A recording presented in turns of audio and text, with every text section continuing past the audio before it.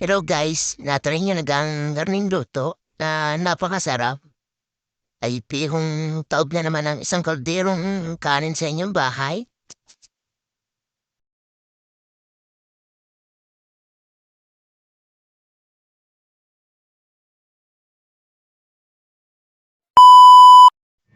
Ay siya, ay ako'y samahan ninyo magluto ng garne at aray kapanti lang naman ang pangrekado. Ay di kay madali lang lutuin. Aray panoorin nyo lang at nako, napakadali na rin lutuin. Ayan, tutunawin lang ang butter eh. Yan, pagkatapos yan ay ilalagay mo yung ginayat mong bawang na medyo kaunting pino. Yan, sumutin mo. Ay nako, sayang. Ano naman ang bawang eh. Nasunod mong ilalagay din eh. Yung ating yung ating hipon. Yan, nilagay na nga yung hipon. Eh, binibiro lang. Nilagay agad. Paano mo ga naman yun? Yan, haluin nyo ng haluin at ng mamix agad. Halo na, mix pa. Pambira. Yan, ang susunod na ilalagay ay ang pamintang wasak. Ang pasarap ng ating luto. Yan.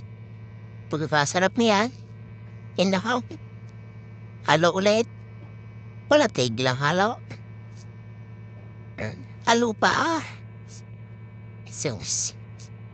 Pagkatapos mong lagyan paminta eh. Yan, sunod naman natin ilalagay eh. Oyster.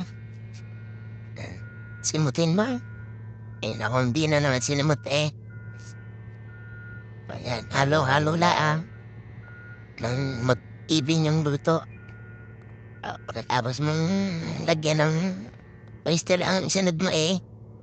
Yung ating Sprite. Yeah. Tapos na ang ating luto.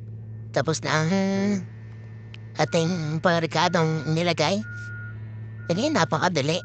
Antay mo na lang maluto. Oh. Antay mo na lang siyang maiga. Pag naiga na siya eh, ayos na yan. Yan. Di ka? Paiga na. Eh, malapit na yan. Ay, amoy amoy, ay, nagtatawag ng kapitbahay eh. Yan. Nasunod yung ilalagay ay daon ng sibuyas. Ano bang tawag sa inyo ng gayan? Paki-comment naman guys. At sa amin eh, daon ng sibuyas ang tawag sa amin ng gayan. Ay, kasarap eh, sarsado. O, anyo naman ang plating yan guys.